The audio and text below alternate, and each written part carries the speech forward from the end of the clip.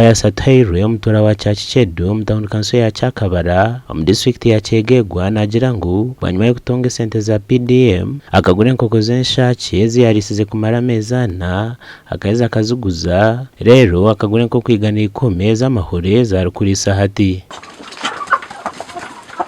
enkoko hakubanza kabanza natonga enkoko 50 empangi konka nazirisa hanyuma y'emyezi 4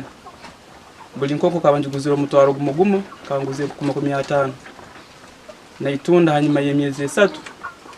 natunda emitwaro 3 natunda miliyoni M n'ekichweka obu namazire kutunda eze mpangi 50 nagura enkoko 10 ez'amahuli zazunu ezindimu nindolera ogu najyanywe enkoko ezizi niyo bwire bucheze katandika kutera amahuri kandi nagira ngu niziza kubaniza umuhereze emitwaro 75 buri kwezi kurwo mu mahuri eziramuhere kuhangusya project ye omundu afunaga sente ezo za daily ezikurwa amahuri 50 nyina my work plan yinkwenda ngu like with time absent of ndaba ninyahamulizune enkoko 10 ninyenda at least mu mwaka gumu meiso sange nyine enkoko 50 urukumi genda higuru Pius najyangwa atakatunje sente za PDM akabatine chaine nkaba omu halabasigaza abantu basuwara mu public nkaba ntene ko ukundi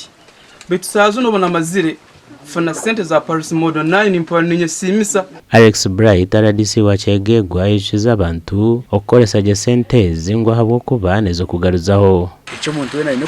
kumanya ngo sente ziwazitunga neroni sente zo muruka konka neroni aha muntu waburisho so uwo wazikoresha kuri njye kugera cyamperwa byo ni kusha so kikabire kirungi